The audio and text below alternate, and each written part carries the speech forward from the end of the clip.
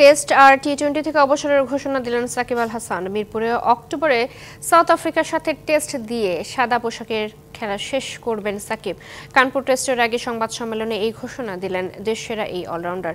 টেস্টের অবসরের পর টি-20 ক্যারিয়ারের ইতিও টানলেন সাকিব। বললেন, বিশ্বকাপেই বাংলাদেশের জার্সিতে নিজের শেষ টি-20 ম্যাচটি খেলে ফেলেছেন তিনি, আর চ্যাম্পিয়ন্স লিগ খেলে বিদায় নেবেন ওয়ানডে থেকে।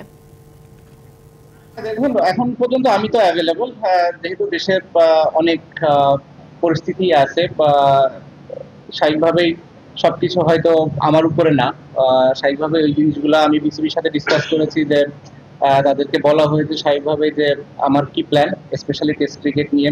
এই টেস্ট এবং হোম সিরিজ আমি মানে যেটা ফিল করেছিলাম যে আমার লাস্ট সিরিজ হবে টেস্ট ক্রিকেটে স্পেশালি, তো ওইটা নিয়ে আমার চিন্তা ছিল এবং এইভাবেই ফারুক ভাইয়ের সাথে এবং বোর্ডের সিলেক্টরদের সাথেও কথা বলা হয়েছে যে যদি সুযোগ থাকে আমি যদি দেশে গিয়ে খেলতে পারি, মিরপুর টেস্ট হবে আমার জন্য লাস্ট, স্পেশালি টেস্ট ক্রিকেটে।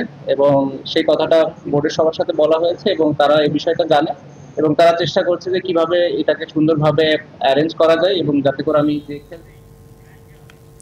এই বিষয়ে আরও জানাতে কানপুর থেকে এই মুহূর্তে সরাসরি যুক্ত হচ্ছেন সহকর্মী মামুনুর রশিদ। মামুন, হঠাৎ করে অবসরের এই ঘোষণা সাকিব আল হাসানের, এই ঘোষণা কতটা প্রত্যাশিত ছিল?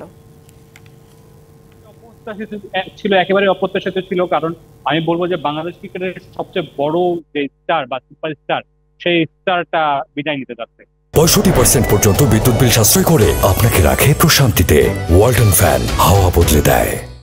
এরকমটা আসলে আমরা আশা করিনি এবং টেস্ট ম্যাচের আগে সাকিব আল হাসান প্রেস কনফারেন্সে আসবেন সেটাও আমাদের জানা ছিল না, একদম কারোরই জানা ছিল না। সাধারণত কোচ কিংবা অধিনায়ক তারা হচ্ছে প্রেস কনফারেন্সের আগে। সাকিবের এই আশাটা একটু সারপ্রাইজিংই ছিল। মনের মধ্যে একটু নিজেদের মধ্যে খটকাও তৈরি হয়েছিল, কিন্তু এমন সিদ্ধান্ত বা এমন ঘোষণা আসবে সেটা আসলে আমরা কল্পনা তো ভাবিনি, বা যারা বাংলাদেশের ক্রিকেট ভক্ত আছেন তারাও আসলে হয়তো বা এটা আসলে অনুমান করতে পারেননি। সাকিব আসলে যেটা বলেছেন যে তিনি লাস্ট টেস্ট ম্যাচটা দেশে গিয়ে খেলতে চান, দেশের মাটিতে খেলতে চান দক্ষিণ আফ্রিকার বিপক্ষে। সেই টেস্টটা খেলতে পারবেন কিনা তার মধ্যে কিন্তু সেই সংখ্যাটা বেশ জোরালো ভাবেই আছে। এবং দেশে যে উদ্ভূত পরিস্থিতি হয়েছে, তার নামে যে মামলা আছে, সবকিছু মিলে তিনি একটি রাজনৈতিক দলের প্রতিনিধি ছিলেন, সবকিছু মিলে তিনি দেশে যেতে পারবেন কিনা, সেই টেস্টটা খেলতে পারবেন কিনা সেটা নিয়ে তার মধ্যে একটা শঙ্কা আছে অবশ্যই। কিন্তু তিনি চান যে বাংলাদেশে গিয়ে বাংলাদেশের মাটিতে তিনি সবশেষ টেস্ট ম্যাচটা খেলে সেখান থেকে বিদায় নিতে সম্মানের সাথে। এবং বিসিবির সাথে তার এইভাবেই কথা হয়েছে, বোর্ড সভাপতি যিনি আছেন তার সাথেও তিনি কথা বলেছেন এভাবেই, এবং বোর্ড থেকেও আসলে সেভাবে কাজ করা হচ্ছে। এবং টি-20 যে বিষয়টি আসলে এই টেস্টের পরেই ভারতের যে টেস্ট সিরিজ চলছে তারপরে টি-20 সিরিজটা রয়েছে, সেখানে তাকে নিজেকে দেখছেন না বলে জানিয়ে দিয়েছেন। এবং বিশ্বকাপে লাস্ট যে টি-20 বিশ্বকাপ হয়েছে সেখানে তিনি তার সবশেষ ম্যাচ খেলে ফেলেছেন বলেও জানিয়েছেন। তিনি তার দিক থেকে তার যে চিন্তা সেটা জানিয়েছেন। যদি বোর্ড মনে করে যে তাকে এখনো দরকার, তিনি ভালো পারফর্ম করছেন, তাকে জাতীয় দলের হয়ে না খেলে বিভিন্ন ফ্রান্সিসি লিগ গুলোতে খেলবেন, সেখানে যদি ভালো করেন এবং বোর্ড যদি মনে করে 2026 টি-20 বিশ্বকাপে তাকে দরকার, সেক্ষেত্রে হয়তোবা বোর্ড চিন্তা করলে সাকিব হয়তো চিন্তা করবেন। তবে সাকিব নিজেকে নিজের থেকে যে চিন্তা, নিজেকে কোথায় দেখতে চান, নিজের রাস্তা কোথায় টানতে হয় সেটা ভালো করে জানেন।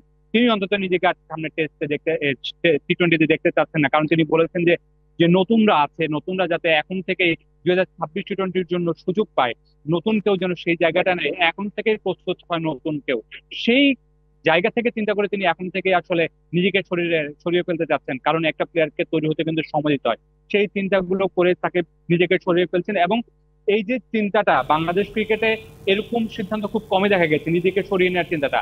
এই সাহসী সিদ্ধান্তটা কিন্তু সাকিব আল হাসান নিয়েছেন, সেজন্য সাকিবকে কিন্তু স্যালুটটা জানাতেই হয়। চৈতি। মামুন, ধন্যবাদ আপনাকে।